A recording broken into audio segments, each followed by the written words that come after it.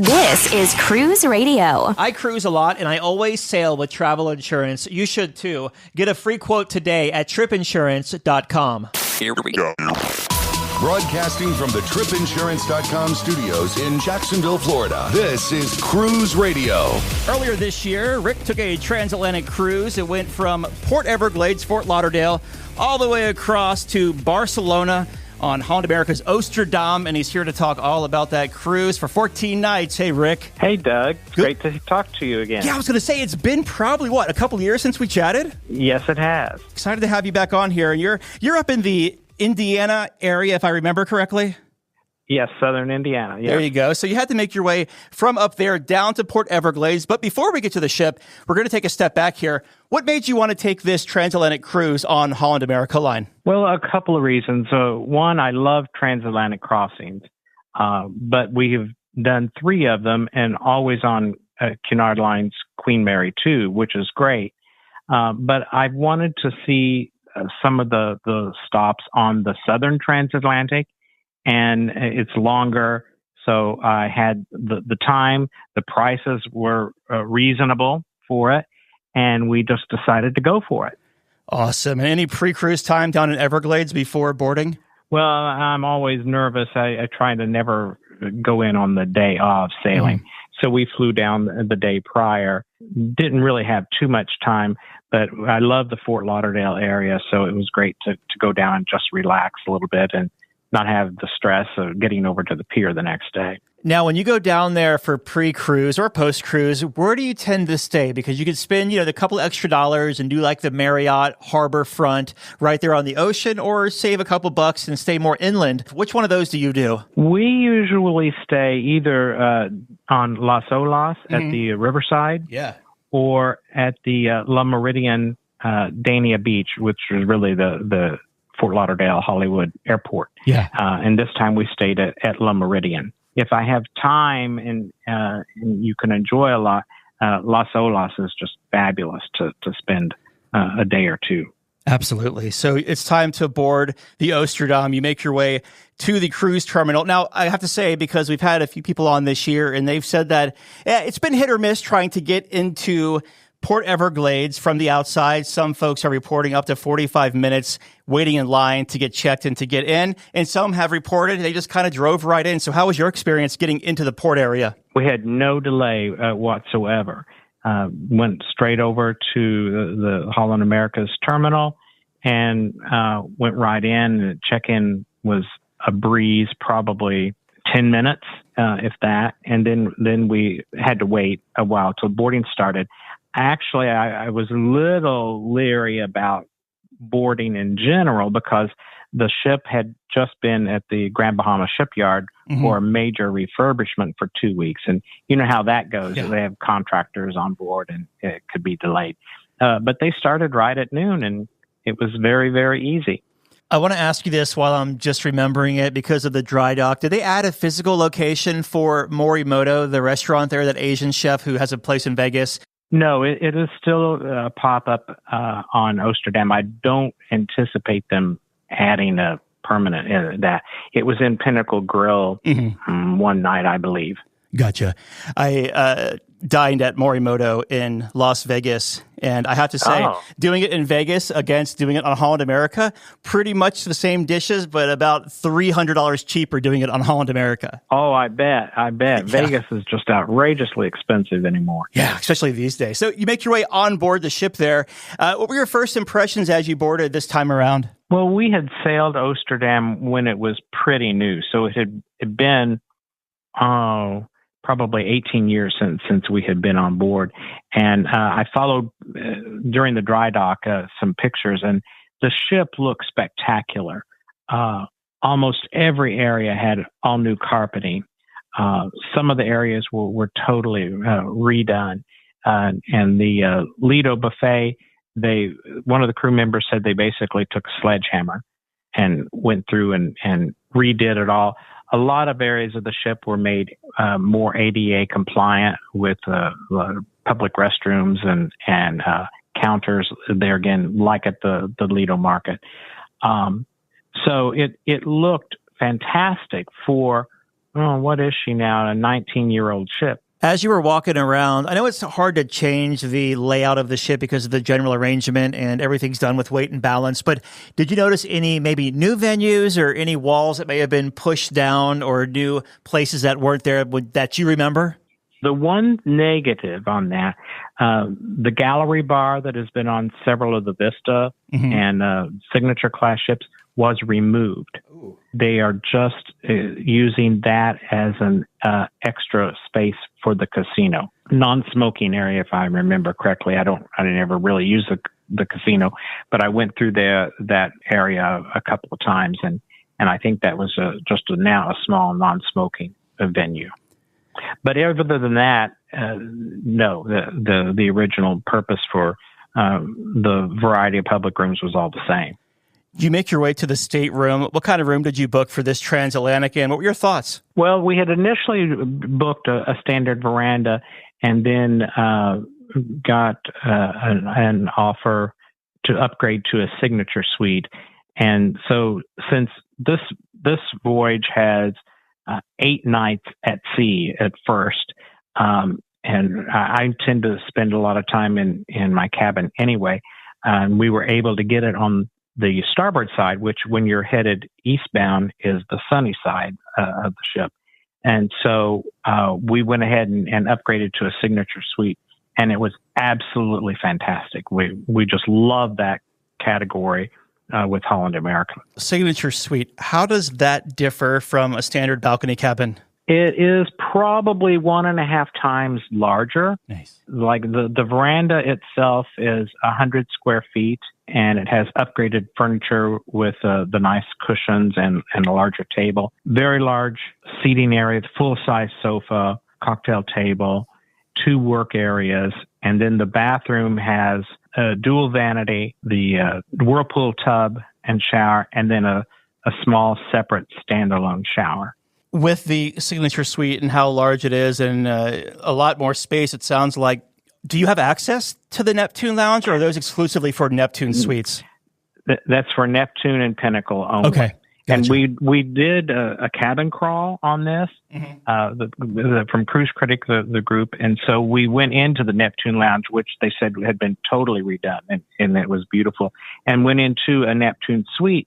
And just my personal opinion, while it's nice to have Club Orange and the Neptune Lounge, the bathrooms are identical in the Neptune and the Signature. And the cabin is a little larger and the balcony is a little larger. But to me, it's not worth the price point difference. So let's talk about dining on board the Oosterdam. We'll start at the top, where you said they pretty much took a sledgehammer to the whole place, the Lido Marketplace up there. How was the buffet, and what did you think of the selection? And most importantly, did it ever feel too crowded? It rarely felt super crowded. Occasionally, like right at 12 noon, it could be very busy, and a little bit in the morning. But it looked brand new. New chairs, new tile, new carpet, everything. But the crew had been on board the ship, and so it all operated very, very smoothly. I felt that the variety of items was excellent, and more importantly, the quality in general was very excellent across breakfast, lunch, and dinner in there. You had the Have It All package, yep. So that included 2 specialty dinings. And I know that the Canaletto, the Italian restaurant, is kind of set right there inside of the Lido Marketplace in its own little area. If you were to go to Canaletto, would that count as a dining credit? Yeah, we did that. Mm-hmm. We did one night in Canaletto. The food was very good because of the location. You do have foot traffic and noise that comes from other people in the Lido. So that's the only detraction. But on the plus side, you have great windows and the seating is nice. The staff is great. The other credit we had was in Pinnacle Grill. And I have to be honest, we were on Rotterdam in January in the Caribbean, and then this in April, May. And both times the Pinnacle has been somewhat of a disappointment. I mean, it wasn't bad by any means, but I didn't feel that the quality was that much better than the main dining room. So had I not had the Have It All package, I would have been unlikely to splurge the $45 or $50, whatever it is now per person, to eat in there. It's funny you say that, because when I was on Oosterdam earlier this year, I thought that the clothesline bacon was like outshined the steak, which is normally the opposite, because I go to a steakhouse for a good steak. Right. Yeah, I think in the past, 8-10 years, we have always enjoyed the Pinnacle, loved it, and then it's just kind of faded a little bit, and they changed the menu. We used to always like to go in on some sea days at noon, and they would have like a Pinnacle burger, which I really don't need to eat, but it was excellent, and that was gone. Although I've read some posts that it might be coming back, and it's fine. The service was fine, and the decor is nice. It's a nice evening, but I don't feel that it's worth a premium surcharge.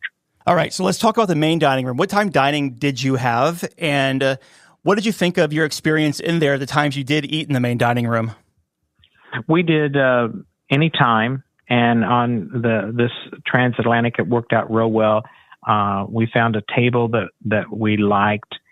We tend to eat pretty early, around 5:45, 6 o'clock, and so they just went ahead and gave it to us. And we actually it actually switched over to main seating. So we were really pleased with that. The service was always excellent.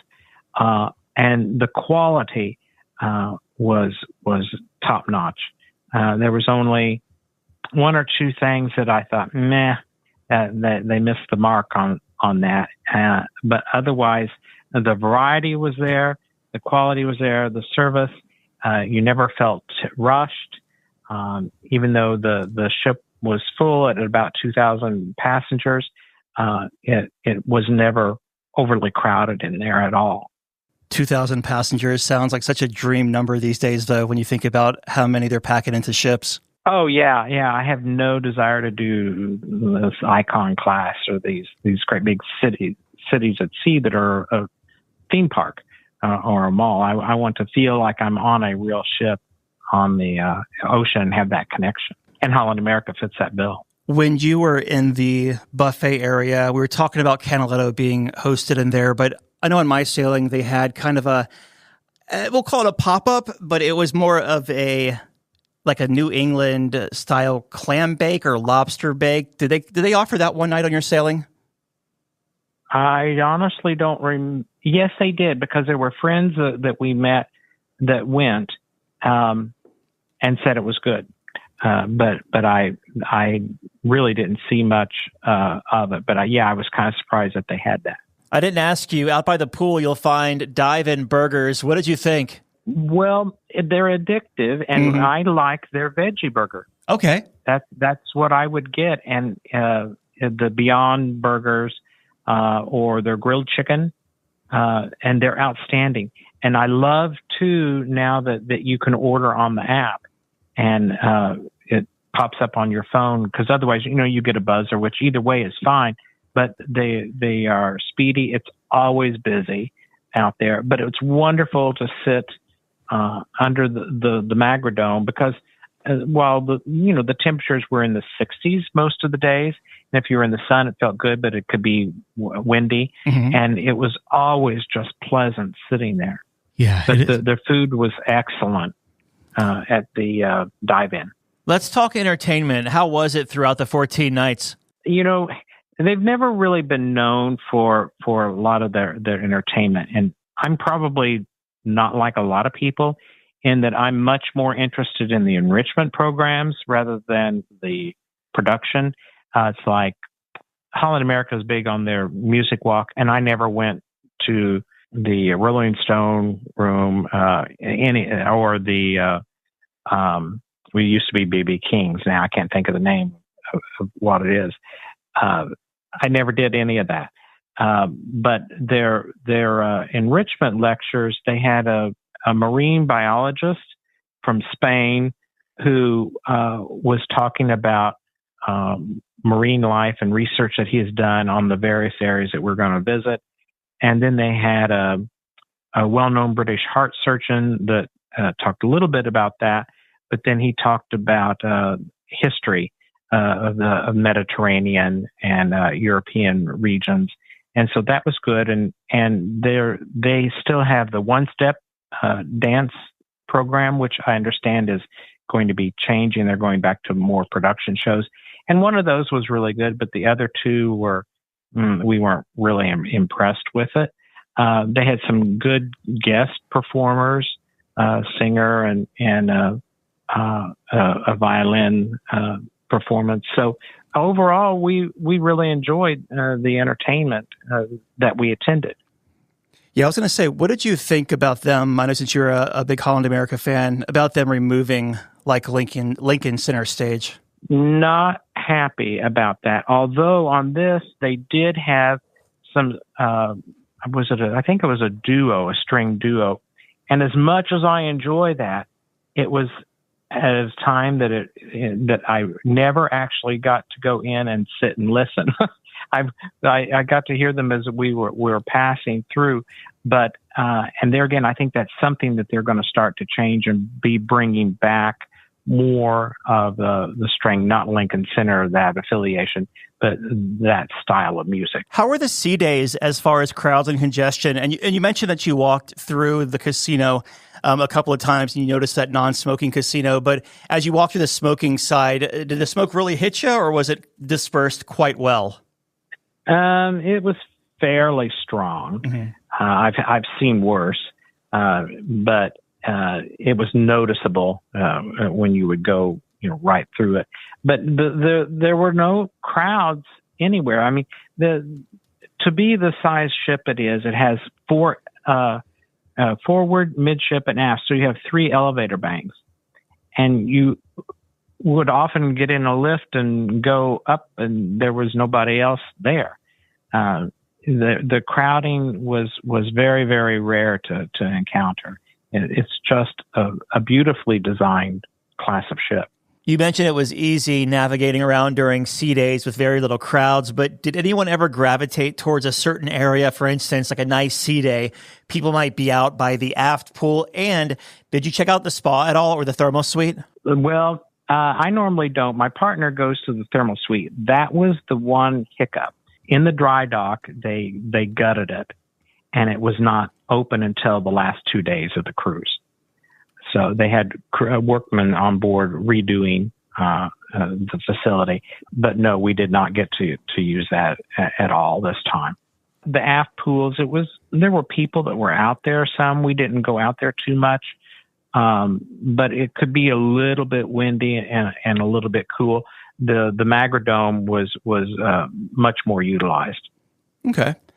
Now, as far as the ports of call, this was a very intensive sea day itinerary. You mentioned you had 8 right out of the gate there. So you leave Port Everglades, 8 sea days, which, by the way, how was the weather on those first 8 sea days? We had one day where I thought, maybe I ought to take a bonnie. Mm-hmm. And that was it. Everything else was fabulous. You could feel the motion of the ocean, a gentle rolling, but it was incredible. And, after 8 days, I could have spent 8 more before I saw land. I absolutely loved it. So that was no problem for me. And I really don't think for most people, a lot of them were very well traveled. Some had never done this route, like we hadn't done this route before. And then I even talked to some people, this was their first cruise, period. And I thought, oh, okay, this is interesting. If you don't like it, you're really stuck. But they were having a very good time.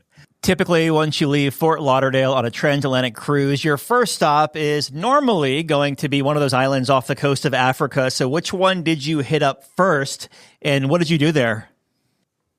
Our first stop was Ponta Delgada in the Azores, and it is a subtropical climate, and it has microclimates. There are a lot of hills.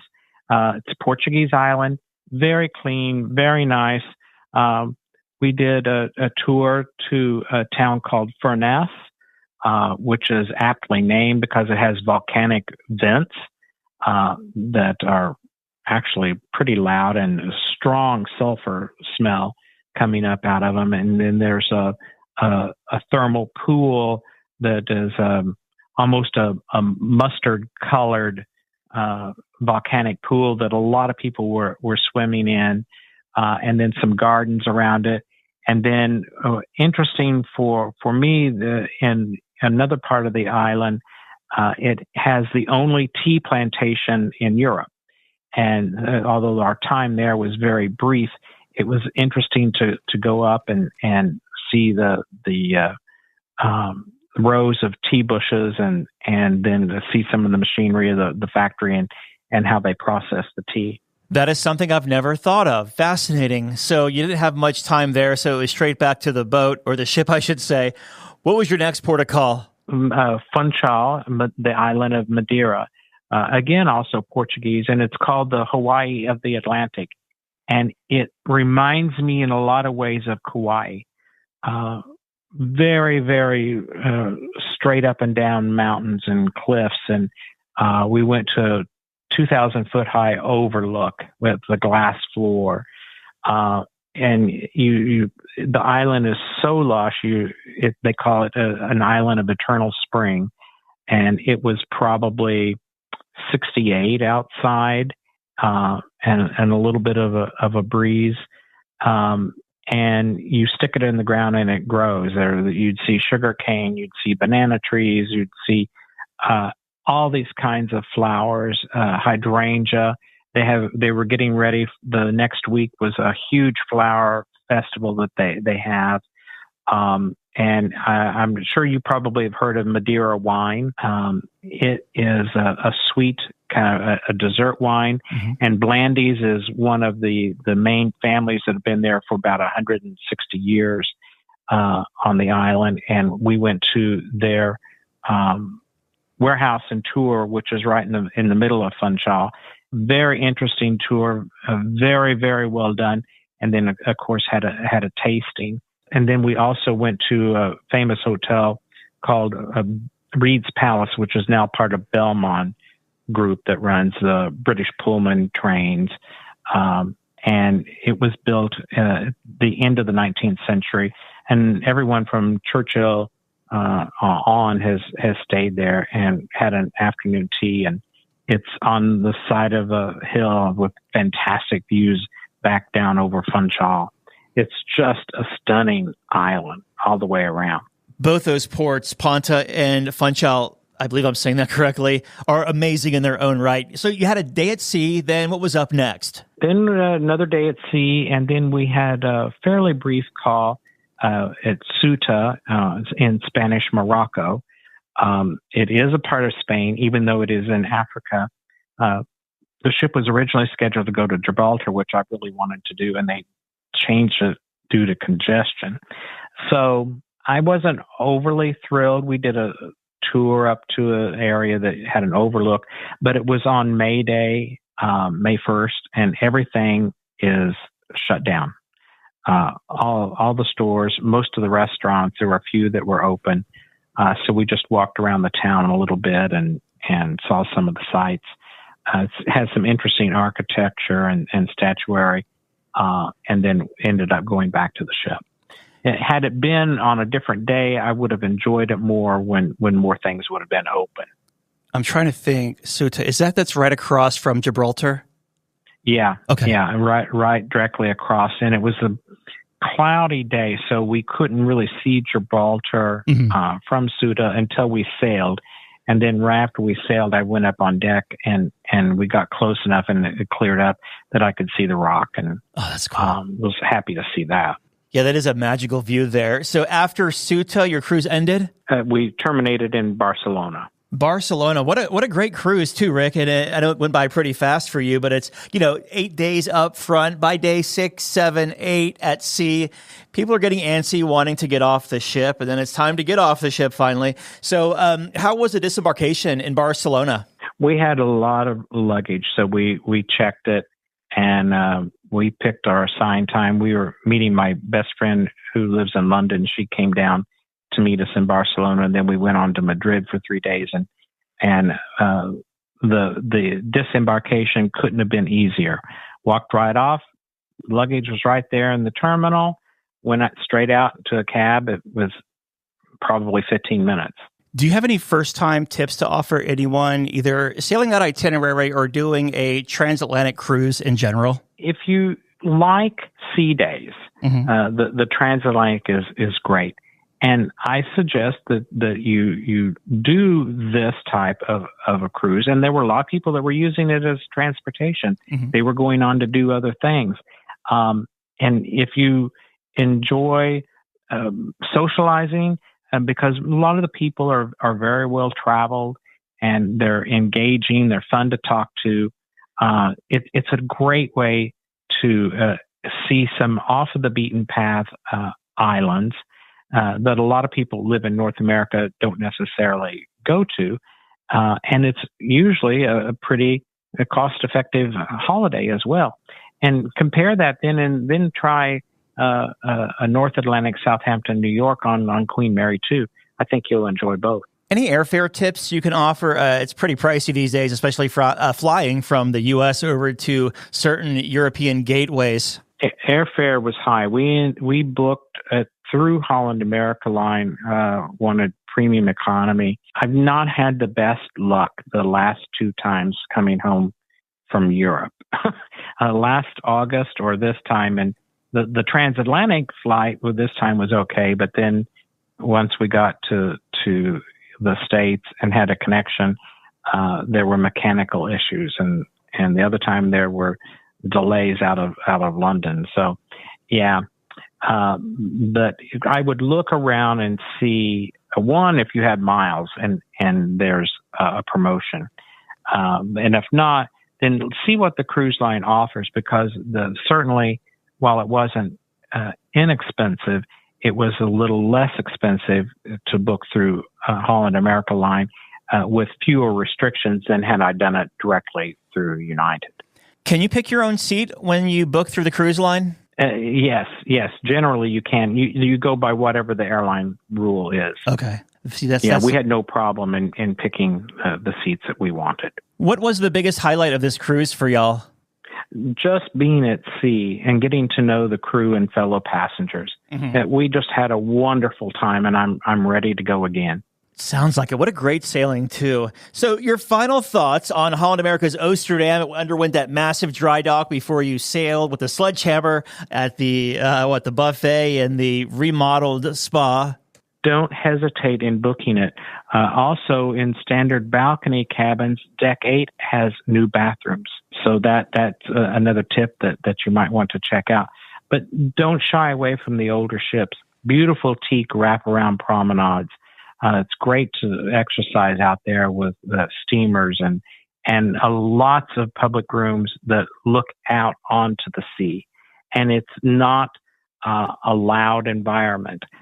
You can relax, you can have a good time, and it's just very casual. We've been talking with Rick about his 14-night transatlantic cruise from Lauderdale to Barcelona. Rick, it's always good talking to you, my friend. Thank you so much for coming on. Thank you. I appreciate it very much. Have a tip or a lead on a news story? Let us know. Email tips@cruiseradio.net. We always enjoy fielding your questions. Joining us today is Dan Skilken, president of tripinsurance.com, to answer some of your questions. How you doing, Dan? I'm doing great, Doug, and thank you for having me on.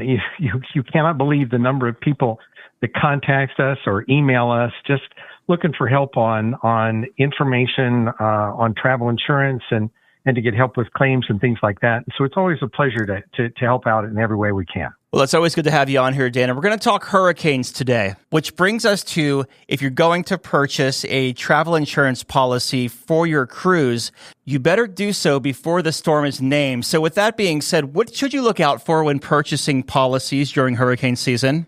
Well, first of all, your smartest move, your absolute smartest move is to buy your travel insurance within 2 weeks of booking your vacation. When you make your deposit, say you make a $500 deposit on a cruise, go and buy travel insurance. Now, with our U.S. Fire plan, you can just insure that $500 deposit.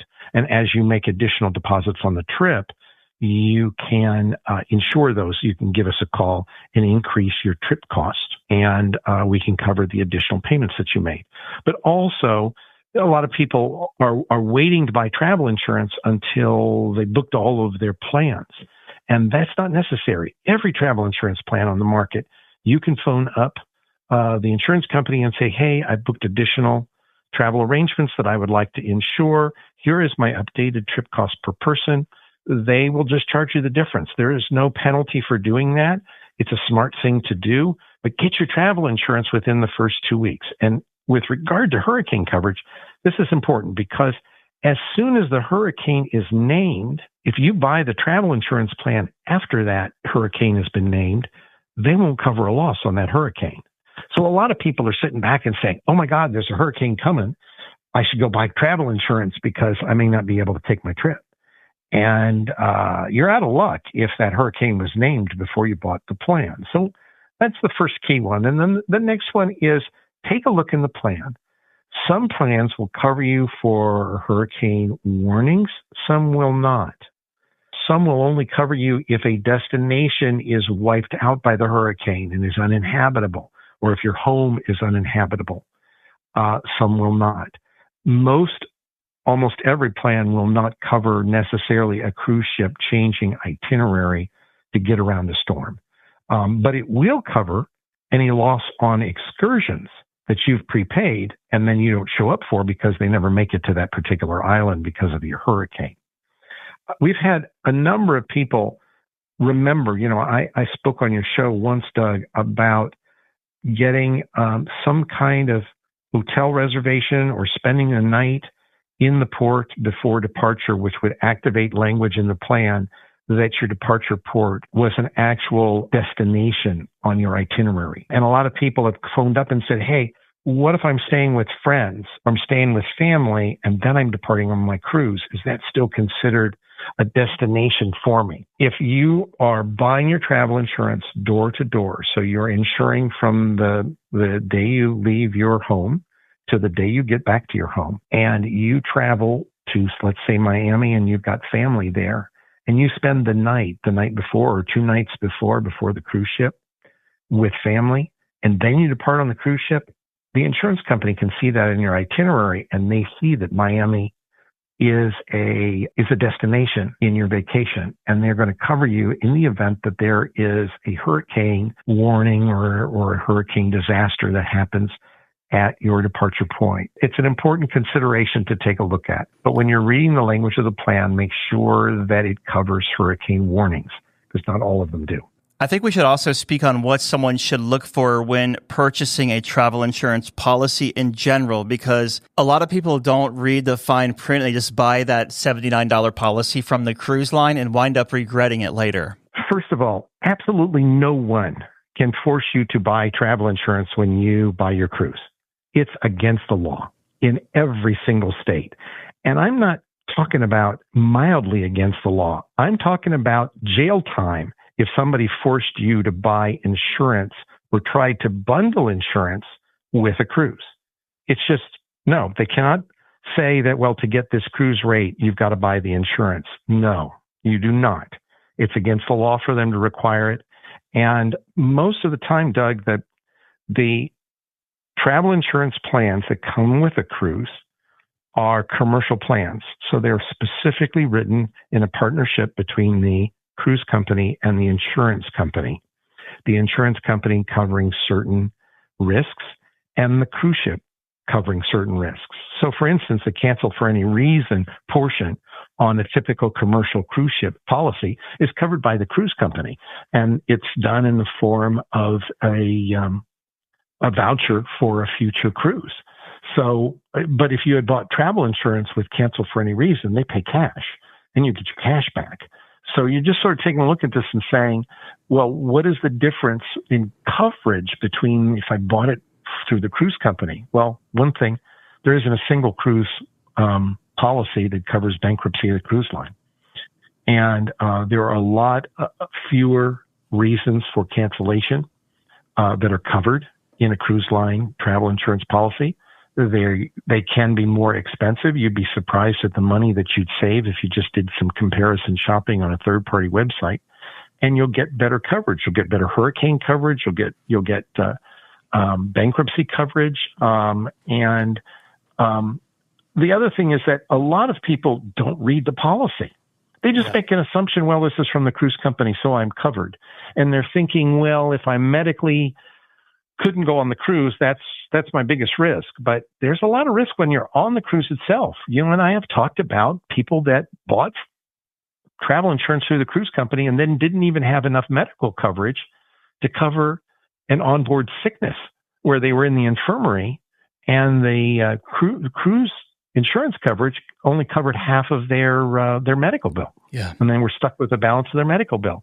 So you got to read the plan. I always read the plan. I'm always looking for, well, what risks am I worried about? What do I want to be covered for? We've had clients that say, hey, my daughter is due with her baby about the time of departure. Would I be covered if I wanted to attend my daughter's childbirth? Yeah, you are covered on a lot of insurance plans, but that's not going to happen through a cruise ship plan.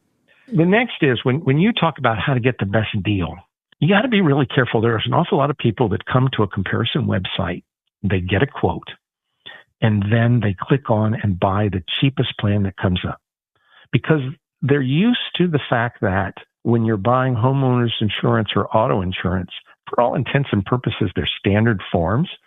And, whatever covers me at the lowest price is probably the best deal.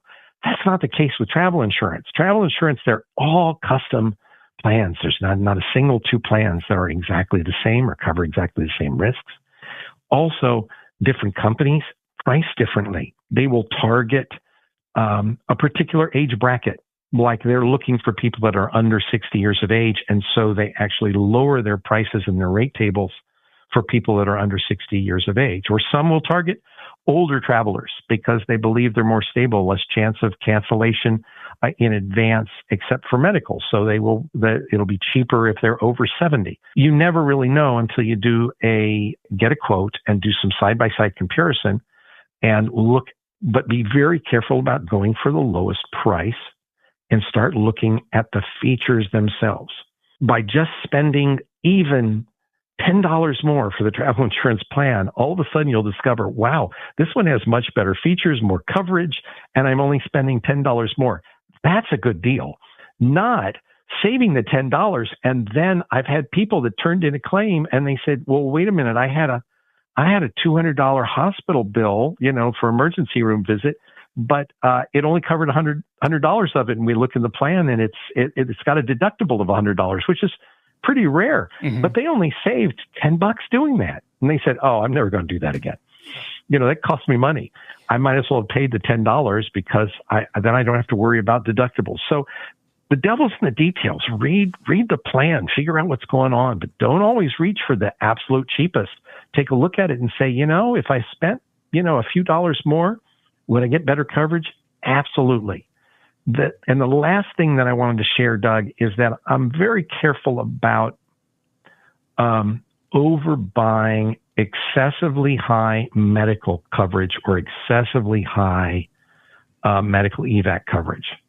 I can tell you that $250,000 in medical evac from a travel insurance company will get you back from the ends of the earth. You could be on a Antarctic cruise down to Antarctica, and they can get you home for $250,000.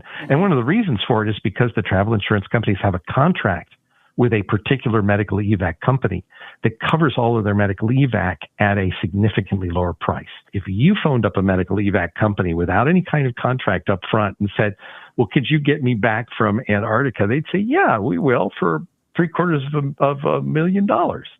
So you just sort of looking at this and saying, first of all, don't overbuy. $250,000 in medical evac is good. Okay.